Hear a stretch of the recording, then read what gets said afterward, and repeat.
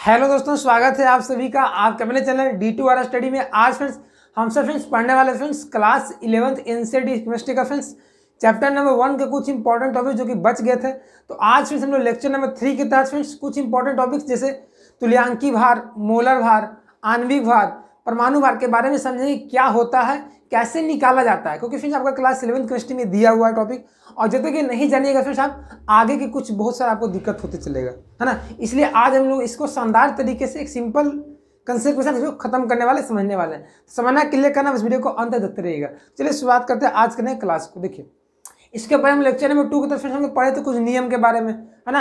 रासायनिक सहयोग के नियम में, द्रव्यमान संरक्षण, गुणित अनुपात का नियम, तो सब पढ़े तो खत्म हो गया था। अब हम लोग का टॉपिक आया है परमाणु भार क्या होता है, अणु या आणविक भार क्या होता है ना। आणविक भार इसको बोल सकते हैं, द्रव्यमान बोल सकते हैं भी। मोलर भार या मोलर द्रव्यमान क्या होता है, और तुल्यांकी भार, बहुत इंपॉर्टेंट आपका तुल्यांकी भार, है ना, जो कि आपका इसके 2-3 चैप्टर आगे हम लोग को काम देगा ये वाला। देखिए, तो सबसे पहले पढ़ते हैं परमाणु भार होता है। देखिए, बहुत सारे बच्चों को पता क्या होता है, उनको परमाणु द्रव्यमान और भार में अंतर ही नहीं समझ आता है। दोनों एक ही लगता है कि परमाणु द्रव्यमान और परमाणु भार एक ही होता है, लेकिन आज मैं आपको ये क्लियर कट कर दूंगा कि क्या अंतर होता है ना। तो पहले हम हेडिंग डालते हैं सुंदर सा, परमाणु भार, है ना, एटॉमिक वेट। और अभी जस्ट मैं आपको बताऊंगा कि परमाणु द्रव्यमान क्या होता है, एटॉमिक मास क्या होता है, सॉरी परमाणु भार, ठीक है। परमाणु द्रव्यमान तो बच्चों ने भी याद करवे किए होंगे। अब देखिए दोस्तों, परमाणु भार फ्रेंड्स क्या होता है, ये जनरली कुछ नहीं आपका। देखिए, जब फ्रेंड्स हम लोग पता क्या करते हैं, जब हम परमाणु द्रव्यमान को ग्राम में व्यक्त करते हैं, परमाणु द्रव्यमान को जब ग्राम में व्यक्त करते हैं, GM में व्यक्त करते हैं, तो वो फ्रेंड्स क्या कहलाता है, व्यक्त करते हैं, तो वह क्या कहलाता है फ्रेंड्स, आपका परमाणु भार कहलाता है। बात समझ में आया, ये आपका परमाणु भार है। तो बोले कि सर परमाणु द्रव्यमान क्या होता है। देखिए, जैसे मान लीजिए आपको कोई बोला कि हाइड्रोजन का परमाणु भार, तो इसका मतलब होता है 1 ग्राम हो जाएगा। सोडियम का मतलब 23 ग्राम, तो आपका 23 ग्राम जहाँ लिखा रहेगा मतलब कोई परमाणु भार है ना। परमाणु क्या है, भार है। जैसे मान लीजिए आपका ऑक्सीजन का दे देगा, तो उसमें कितना होता है, 16 होता है ना, तो 16 ग्राम हो जाएगा। लेकिन दोस्तों, परमाणु द्रव्यमान, जैसे मान लीजिए यहाँ मैं लिख देता हूँ परमाणु द्रव्यमान, मैं अंतर बताया था ताकि बहुत सारे बच्चों को एक कन्फ्यूजन आता है तो उनको दिक्कत ना हो।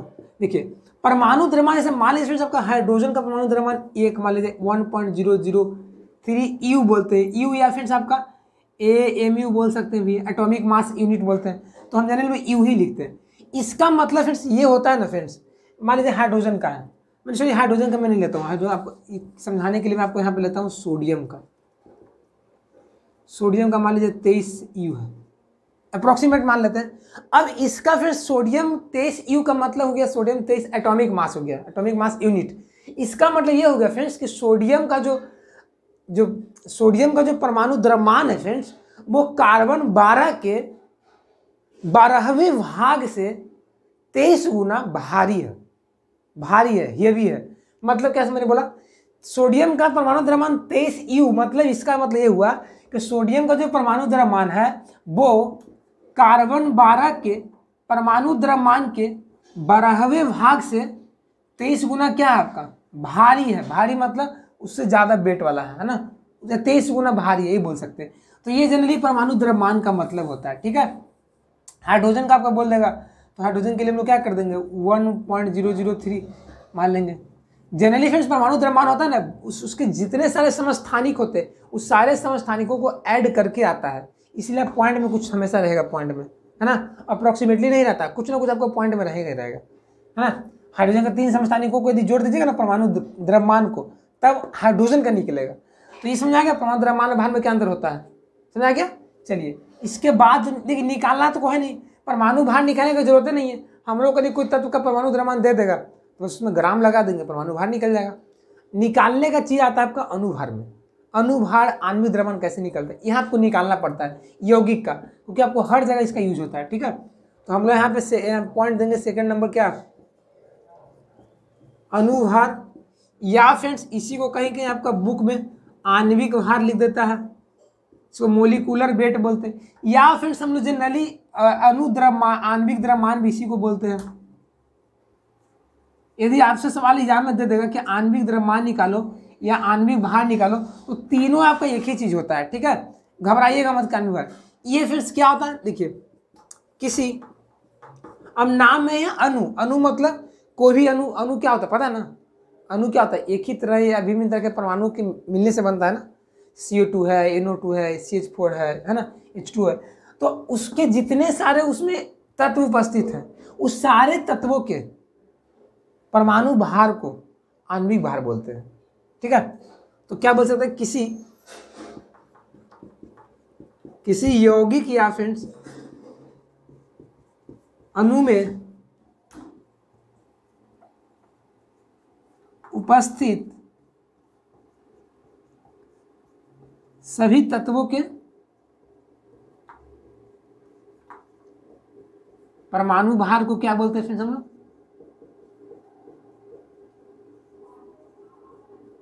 आणविक भार कहते हैं। अभी आपको समझ नहीं आ रहा, डिफरेंस देखिए समझ आएगा। देखिए आपका, देखिए एनसीईआरटी जो 11th का बुक है ना, उसमें आपका दिया गया है कुछ आणविक भार निकालने के लिए। जैसे फिर हमारे आपको कोई पूछ देगा कि H2O का आणविक भार क्या होगा, तो H2O में कौन कौन से अणु है आपका, कौन कौन से तत्व है आपका, हाइड्रोजन ऑक्सीजन है, तो हाइड्रोजन यहाँ पे सोचो 2 गो है तो 2 गुना H लिख दीजिए, प्लस आपका ऑक्सीजन है। अब फिर परिभाषा क्या बोला है कि किसी यौगिक के अनुपस्थित सभी तत्व, देखिए यहाँ पे क्या बोला है फिर आपका, सभी तत्व, जितने सारे तत्व हैं सभी तत्वों के परमाणु भार को क्या बोलते हैं, सभी तत्व परमाणु भार के योग जोड़ देंगे, यहाँ पे आपको जोड़ दिए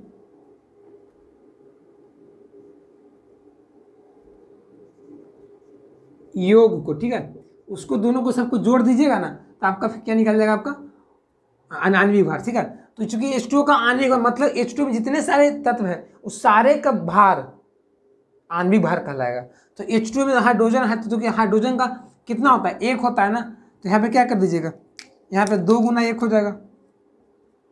अब ये क्या है, ग्राम में ले रहा हूँ, ठीक है, कोई भार निकालना तो ग्राम में ही लेंगे हम लोग। ऑक्सीजन का कितना होता है 16, तो 18 क्या फ्रेंड्स आपका ग्राम आ जाएगा, 18 ग्राम फ्रेंड्स क्या आ जाएगा आपका फ्रेंड्स आणविक भार हो गया। तो हाइड्रोजन का आणविक भार कितना होता है, 18 ग्राम होता है। से मान लीजिए आपका निकालना होगा CO2 का, तो कार्बन का कितना आ जाएगा फ्रेंड्स, कार्बन का कितना होता है 12 होता है, ऐसे पर लिखिए C प्लस 2 गुना ऑक्सीजन, यहाँ पे 2 है ना, तो कार्बन का कितना होता है 12 होता है, और 2 गुना ऑक्सीजन कितना होता है 16 होता है, तो यहाँ पे 44 ग्राम आ जाएगा क्या, कार्बन डाइऑक्साइड का परमाणु भार हो जाएगा, ठीक है। जैसे और एग्जाम्पल से मान लीजिए मैं यहाँ पे लेता हूँ NH3 का, तो नाइट्रोजन का कितना होता है, नाइट्रोजन प्लस 3 गुना हाइड्रोजन हो जाएगा। ये देखिए तो ऐसा नहीं कि हमेशा हाइड्रोजन को जोड़िएगा, आपका जितना हाइड्रोजन है उसमें तत्वों की संख्या कितना है उसको भी लेना है आपको, ठीक है। तो नाइट्रोजन कितना हो जाएगा 14 प्लस 3 गुना 1, तो 14 3 17, तो 17 ग्राम किसका आ गया फ्रेंड्स आपका अमोनिया, NH3 का फ्रेंड्स क्या आ गया आपका NH3 का क्या आ गया अमोनिया का फ्रेंड्स आपका अनुभार आ गया। तो आपसे अनुभार किसी का निकालने के लिए बोलता निकल जाएगा, कोई निकल जाएगा ना। इससे मान लिया हमको बोल देगा, पहले इसको नोट कर लीजिए, ठीक है। फिर हम लोग मोलर भार पे आते हैं, फिर तुल्यांकी भार पे आते हैं, जो कि हम लोग के लिए फ्रेंड्स सबसे जो इम्पोर्टेंट है फ्रेंड्स आपका ना, ये आपका तुल्यांकी भार है, क्योंकि बच्चों को दिक्कत रहता है और ये निकालना बहुत जरूरी है, क्योंकि जब तक नहीं निकालना सीखिएगा आगे का आपका जो चैप्टर है ऑक्सीडेशन रिडक्शन जो रिएक्शन वाला, वो आपका समझ आएगा ही नहीं, है ना। तो इसको नोट कर लीजिए। तो फ्रेंड्स हम लोग नेक्स्ट देखते हैं फ्रेंड्स हमारा मोलर भार या मोलर द्रव्यमान क्या होता है। देखिए अनुभार मोलर भार परमाणु भार क्लियर हो गया। अब मोलर भार मोलिकुल मोलर वेट बोल सकते इसको, है ना। तो फ्रेंड्स मोलर भार तो हम कब निकालते हैं, मोलर भार से हम लोग जब निकालते हैं फिर जब हम लोग पढ़ते हैं मोल कॉन्सेप्ट, है ना, मोलों की संख्या, मोलरता, नॉर्मलता, मोलरिटी, वहाँ पे फिर हम लोग क्या निकालते हैं मोलर भार। तो ये तरह से मोलर भार जो है ना फ्रेंड्स आपका, यदि कहीं एग्जाम या कोई क्वेश्चन बुक में देख लीजिएगा मोलर भार, तो एक तरह से फ्रेंड्स आपका ये क्या है फ्रेंड्स आपका ना अनुभार ही है, एक तरह से ये अनुभार ही है, एक तरह से आपका सूत्र भार ही है। लेकिन जब मोल कॉन्सेप्ट पढ़ते हैं ना तो वहाँ पे जब हम लोग मोलर द्रव्यमान का यूज करते हैं वर्ड को, वहाँ पे आणविक भार यूज नहीं करते हैं, मोलर द्रव्यमान का यूज करते हैं। अब जैसे आपको कुछ यौगिक का निकालना रहेगा मोलर द्रव्यमान, कैसे निकालें जैसे देखिए मान लीजिए आपका फ्रेंड्स बोल देगा H2SO4 का मोलर द्रव्यमान निकालो, तो कैसे निकलेगा? हाइड्रोजन का फ्रेंड्स क्या कर देंगे, क्योंकि यहाँ पे 2 हाइड्रोजन है ना, तो 2 गुना H प्लस सल्फर प्लस में 4 गुना O। अब फ्रेंड्स 2 गुना हाइड्रोजन का कितना होता है? 1 होता है परमाणु भार। देखिए मोलर भार निकालिए या तो अनुभार निकालिए या तो सूत्र भार निकालिए, आपको वहाँ पे हमेशा परमाणु भार को ही ऐड करना पड़ेगा। उस यौगिक में जितने सारे तत्व हैं, उस सारे तत्व परमाणुओं के आपका परमाणु भार को ऐड करना पड़ेगा। तो H2SO4 में सारे को ऐड कर दीजिए, तो 2 गुना 1, सल्फर कितना होता है? 32 होता है। ऑक्सीजन कितना होता है? 16 होता है। इसको ऐड कर दीजिए, तो 32 से 2 34, 34 64 कितना होता है? 98 ग्राम हो जाएगा। तो आपसे कोई पूछेगा कि H2SO4 का मोलर द्रव्यमान कितना होता है, तो 98 ग्राम। आपसे कोई पूछेगा कि H2SO4 का आणविक भार कितना होता है, 98 ग्राम। आणविक द्रव्यमान कितना होता है, 98 ग्राम बनेगा। ठीक है, इसे भी याद, इस सब का कंसेप्ट आपका कॉमन है। ठीक है, जैसे मान लीजिए हमको पूछेगा C6H12O6 का मोलर भार निकालो, तो कार्बन 6 है ना, तो यहाँ पे क्या कर देंगे? 6 गुना कार्बन प्लस 12 गुना हाइड्रोजन प्लस 6 गुना ऑक्सीजन। आप सबको ऐड कर दीजिए, तो 6 गुना कार्बन कितना होता है? 12 होता है। एक कार्बन का 12, 12 गुना हाइड्रोजन का 1 प्लस ऑक्सीजन का कितना होता है? 16 होता है ना। अब ऐड कर दीजिए, तो 12 6 के 72, 72 12 कितना हो जाएगा? 84, 84 और 16 6 96, 84 96 कितना हो जाएगा? 180। 84 और 96, हाँ 180 हो जाएगा। तो आपका 180 ग्राम फ्रेंड्स क्या आ जाएगा आपका? यहाँ पे ग्लूकोज का आणविक भार, मोलर भार, सूत्र भार, मोलर द्रव्यमान सब एक ही है। ठीक है, ये आपका तीनों एक ही आ जाएगा। इसका समझाया? यदि निकालना रहे एग्जाम में तो कैसे निकलेगा? टेंशन बच्चा देखा हो किसी को इसको अनुभार निकालने आता है, लेकिन मैं से पूछता हूँ कि मोलर भार निकालो तो उसका कलम ही नहीं चलता है, तो बहुत जान का दुख होता है कि छोटे चीज़ के कारण बच्चा नहीं बना पा रहा। तो अब से आपको दिक्कत नहीं, अनुभार मोलर भार तीनों सब एक ही होता है। ठीक है, चलिए आगे बढ़े हम लोग। आगे बढ़ते सबसे इंपॉर्टेंट टॉपिक हम लोग के लिए आ गया है तुल्यांकी भार, क्योंकि मजा आ जाएगा आपके लिए, आप सबके लिए नया है मेरे एकदम से। इसको अंग्रेजी में बोलते हैं इक्विवेलेंट वेट, तुल्यांकी भार। इसको क्या बोलते हैं अंग्रेजी में? इक्विवेलेंट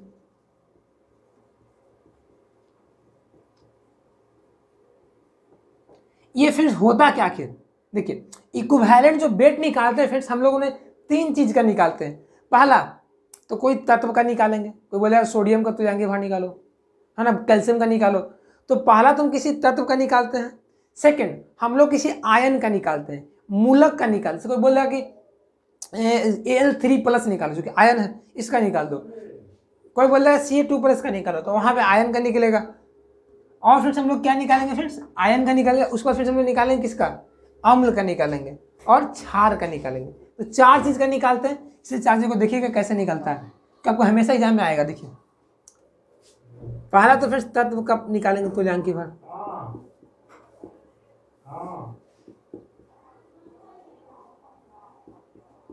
तो तत्व का तुल्यांकी भार कैसे निकलता है फ्रेंड्स? कुछ नहीं करना, तत्व का परमाणु भार को लिख देना है।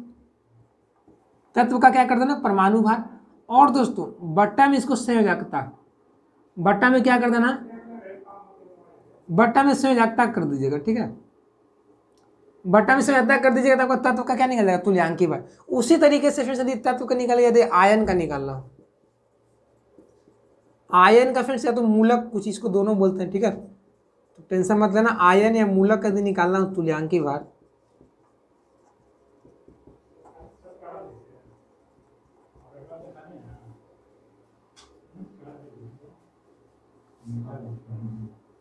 तो फ्रेंड्स हम आयन का क्या कर देंगे? वो परमाणु भार कर देंगे। अब बट्टा में फिर उसका क्या कर देंगे? संख्या। किसका संख्या करेंगे? उसमें कितना आयन है ना। बट्टा में क्या हो जाएगा? आयन की संख्या। बात समझ आया? नेक्स्ट आता है भाई, तत्व का हो गया, आयन का हो गया। अब बोलेगा भाई तत्व तो आयन निकलेंगे ना। अब उसके बाद हम लोग को फ्रेंड्स आता है कि मान लीजिए अम्ल निकालना रहेगा, भस्म का निकालना रहेगा, तो उसका कैसे निकलेगा? देखिए ये इंपॉर्टेंट आपका अम्ल वाला, क्योंकि आपको ये चीज़ ना जो बता रहा हूँ दोनों फॉर्मूला, ये आपको 2 चैप्टर में यूज होने वाला था, धाकड़ यूज होगा आपका। तो अम्ल का तुल्यांकी भार कैसे निकलेगा? देखिए मैं भी फॉर्मूला लिखा रहा हूँ अभी, जस्ट मैं सब पे न्यूमेरिकल लूंगा। ठीक है, ताकि हम लोग को ये अप टू डेट हो जाए माइंड में। देखिए अम्ल का तुल्यांकी भार कैसे निकलेंगे? तो कुछ नहीं करना है, उस अम्ल का क्या कर देना? परमाणु भार ऊपर क्या देगा? परमाणु भार नहीं, अम्ल का चूंकि अम्ल रहेगा ना तो उसका आणविक भार होगा, क्योंकि अम्ल में बहुत सारे एलिमेंट्स रहेंगे, परमाणु रहेंगे, आणविक भार। अब बट्टा में दोस्तों पता क्या आ जाएगा, हाइड्रोजन प्लस की संख्या, है ना। देखिए प्रतिस्थापित मतलब कितना वो अम्ल जो हाइड्रोजन को दे रहा है, हाइड्रोजन की संख्या, ये अम्ल के लिए हो गया। नेक्स्ट आता है फिर भस्म या क्षार के लिए, भस्म या क्षार का तुल्यांकी भार। समझिए बात को। देखिए वहां मैं लिखा हूँ हाइड्रोजन का मतलब, इसे मतलब ये होगा फ्रेंड्स कि कितना हाइड्रोजन वो त्याग रहा है। आपको समझ नहीं आ रहा होगा, लेकिन जब भी मैं एग्जाम्पल लूंगा, न्यूमेरिकल लूंगा, आपको समझ में आ जाएगा इसका मतलब क्या हो रहा है, कैसे यहाँ वैल्यू रखा जाएगा। देखिए पहले तो फ्रेंड्स भस्म या क्षार का क्या कर दीजिए, आणविक भार। अब बट्टा में फ्रेंड्स पता क्या कर दीजिए, OH माइनस की संख्या, ठीक है, OH माइनस की संख्या। तो आपसे निकल जाएगा क्षार का तुल्यांकी भार, से बोल जाएगा कि NaOH का तुल्यांकी भार कितना होगा, है ना। हाइड्रोक्लोरिक अम्ल का तुल्यांकी भार कितना होगा, तो कैसे निकलेगा, ये फॉर्मूला से निकलेंगे। तो पहले आप इसको अच्छे से नोट कर लीजिए ताकि हमेशा याद रहे। अभी मैं जस्ट इस तुल्यांकी भार पे 5-6 न्यूमेरिकल लेता हूं ताकि हम लोग को सोल्व हो जाए। अब दोस्तों फिर हम लोग आते हैं तुल्यांकी भार निकालने के बाद, देखिए सीख लेते हैं, ठीक है। फॉर्मूला तो हम लोग को समझ में आ गया ना। अब देखिए फ्रेंड्स क्या करते हैं, तुल्यांकी भार निकालते हैं। देखिए जैसे पहला बोलिए, आप ही लोग एग्जाम्पल दीजिए कुछ, जैसे मैं मान लेता हूँ, कोई हम लोग को बोल दे कि ऑक्सीजन का तुल्यांकी भार कितना होता है, ऑक्सीजन का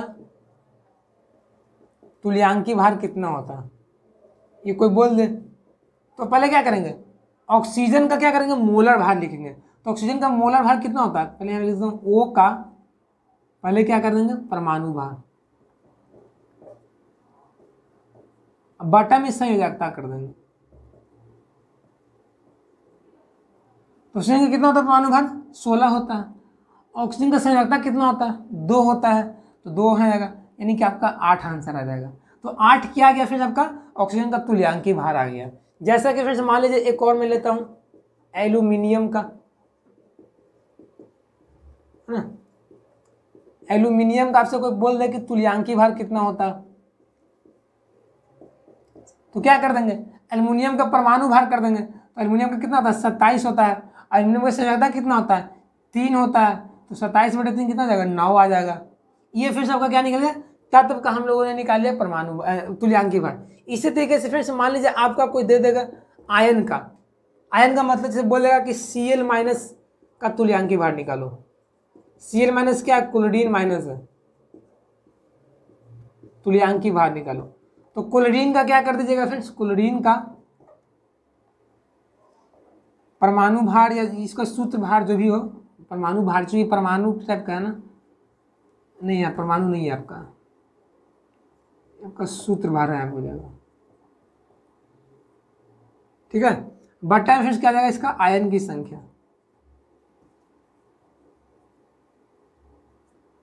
तो क्लोरीन का कितना होता है सूत्र भार, क्लोरीन का सूत्र भार या परमाणु भार सब तो एक ही होता है ना। तो क्लोरीन का कितना होता है, 35.5 होता है।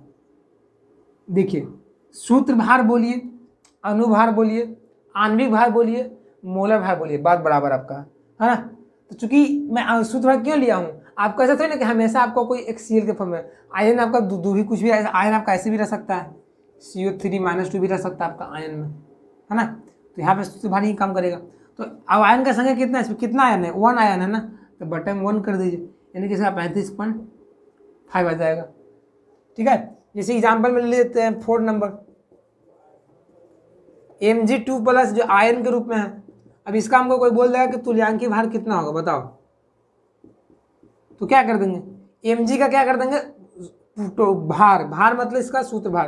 तो Mg में क्या होता है, Mg क्या होता है, मैग्नीशियम, मैग्नीशियम क्या होता है, 24 होता है परमाणु भार। तो इसका क्या कर देंगे 24। अब बट्टा में 2 क्या है, आयन की संख्या है, तो बट्टा में 2 कर दीजिए, यानी कि 12 आ जाएगा। तो ये फिर आपका क्या निकल गया, आपका सूत्र भार निकल गया। आगे बढ़ते फिर हम लोग अब अम्ल का निकालते हैं, अम्ल का निकालते हैं तुल्यांकी भार। जैसे मान लीजिए अम्ल में निकालता हूँ किसका, HCl का निकालता हूँ, HCl अम्ल है ना, तो HCl का क्या निकालता हूँ, तुल्यांकी भार। आप बताइए दोस्तों HCl का तो पहले क्या हो जाएगा, HCl का आणविक भार, HCl का क्या हो जाएगा यहाँ पे आपका आणविक भार। अब बटा में फ्रेंड्स क्या हो जाएगा आपका हाइड्रोजन प्लस की संख्या, इसमें कितना हाइड्रोजन प्लस है,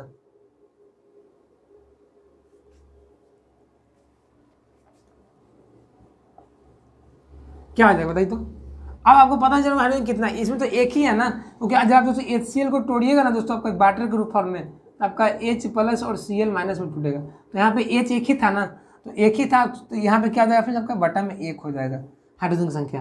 अब HCl का आणविक भार कैसे निकलेगा, HCl का आणविक भार कैसे निकलेगा, H प्लस Cl, H का 1 होता है, क्लोरीन का क्या होता है 35.5 होता है, यानी कि HCl का आपका 36.5 क्या होता है परमाणु भार होता है, ठीक है। यानी कि फिर इसका क्या आ जाएगा आपका तुल्यांकी भार 36.5 हो जाएगा, ठीक है। ये फिर आ गया छठा नंबर। इससे मैं मान लेता हूँ कुछ और अदर लेता हूँ, अदर में क्या लेता हूँ, इससे मान लीजिए फिर लेता हूँ किसका H2SO4 का लेता हूँ कि H2SO4 का तुल्यांकी भार कितना होगा। तो H2SO4 का आणविक भार तो क्या आ जाएगा, कितना होता है H2SO4 का, निकालने आता है, देखिए इसका 98 जनरली होता है, ठीक है, क्योंकि मैं इसको पहले बता दिया था, इसके पहले बताया था ना। H2SO4 का क्या आ जाएगा यहाँ पे, H2SO4 का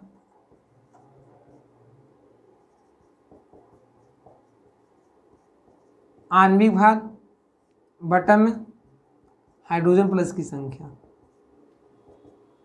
तो H2SO4 का कितना होता है 98 होता है। अब बटा में क्या हो जाएगा, अब देखिए चेक करते हैं कितना ये कितना में टूटता है H2SO4। तो ये फिर टूटेगा तो H प्लस में टूटेगा और SO4 2 माइनस में टूटेगा, लेकिन तो यहाँ पे हाइड्रोजन 2 हुआ है, तो यहाँ पे 2 बैलेंस करना पड़ेगा। तो यहाँ पे चूंकि 2 हाइड्रोजन में टूटा ना, तो बटा में क्या हो जाएगा 2, यानी कि 98 बटा 2 49 आ जाएगा। तो 49 क्या होगा फिर आपका इक्विवेलेंट पर आपका इक्विवेलेंट वेट आ गया, ठीक है। तुल्यांकी भार कितना हो जाएगा 49 इसका हो जाएगा। तो इस तरीके से हम लोगों ने अम्ल का निकाल लिया तुल्यांकी भार। अब भस्म का निकालना होता कैसे निकलेगा भाई, देखिए भस्म का कैसे निकलेगा, देखिए फ्रेंड्स आपका भस्म से मान लीजिए आपका NaOH है, इसका तुल्यांकी भार पूछा है, तो ये टूटेगा कैसे Na प्लस में OH माइनस में, तो यहाँ तुल्यांकी भार कितना हो जाएगा, पहला NaOH का आणविक भार, तो इसका कितना होता है NaOH का 23 प्लस 16 प्लस 1 बटा में कितना OH में टूट रहा है, 1 में टूट रहा है ना, तो बटा में क्या जाएगा 40 बटा 1 यानी कि 40 हो जाएगा। कोई दिक्कत, आगे से मैं मान लीजिए मैं आपको दे देगा कोई MgOH का होल 2, इसका बोल देगा कि बताओ कितना होता है अम्ल तुल्यांकी भार, तो क्या करेंगे MgOH का क्या कर देंगे हम लोग, इसका इक्विवेलेंट वेट निकालने के लिए इसका आणविक भार, तो मैग्नीशियम में कितना होता है 24 और हाइड्रोक्सीजन का 16, 1 7 7 दूनी 34 है ना। अब बट्टा में क्या आ जाएगा 2 हो जाएगा ना, क्योंकि यहाँ पे ऑक्सीजन 2 को, यहाँ पे जो OH जो फ्रेंड्स होगा OH जो फ्रेंड्स यहाँ पे 2 में टूटेगा, ठीक है, यहाँ पे टूटेगा आपका 2 में टूटेगा। MgOH का जो होल 2 है फ्रेंड्स यहाँ टूटेगा Mg प्लस में और 2OH माइनस में, तो यहाँ बटा में 2 यानी कि कितना आ जाएगा आपका 58 बटा 2 यानी कि 29 आ जाएगा। तो ये आपको इस तरह से फ्रेंड्स मतलब तुल्यांकी भार निकलता है कि किसका अम्ल का, क्षार का, है ना, तत्व का, आयन का। तो इस तरह से आप निकाल सकते हैं। ये मैं निकाल लीजिएगा फ्रेंड्स, आपको आगे जो चैप्टर हम लोग का आएगा ऑक्सीकरण विकरण क्रिया, वहाँ पे हम लोग का यूज होगा अम्ल क्षार, जो 11 चैप्टर है उसे हम लोग का क्लियर हो जाएगा, ठीक है। तो इसको आप नोट कर लीजिए। तो दोस्तों कैसा लगा फ्रेंड्स, आज का क्लास बहुत ही अच्छा लगा ना, इंटरेस्टिंग था फ्रेंड्स, क्योंकि बहुत सारे बच्चों के वीक पॉइंट रहता है, उनको कन्फ्यूजन में रहते हैं। तो आज की क्लास से भली बात है आप लोगों ने समझ गए होंगे कैसे सब निकलता है, इसमें क्या डिफरेंस है, ठीक है। तो वीडियो अच्छा लगा तो वीडियो को लाइक कर दीजिएगा, और फिर चैनल में पहली बार आएंगे तो हमारे चैनल D2 स्टडी को सब्सक्राइब कर देंगे, क्योंकि हमारे चैनल फ्रेंड्स ऐसे ही क्लास 11 फुल्ली NCERT का सोल्यूशन लाते रहता हूँ। तो आप चैनल को सब्सक्राइब कर रखें, और फ्रेंड्स इसके पहले का लेक्चर का वीडियो देखना चैप्टर 1 का छूट गया है, नहीं देखें तो जाकर हमारे चैनल के प्लेलिस्ट में देख सकते हैं आप लोग, ठीक है। तो मिलते हैं नए वीडियो में, तब तक के लिए बन रहेगा। जय हिंद, जय Bharat, take care, bye, best of luck.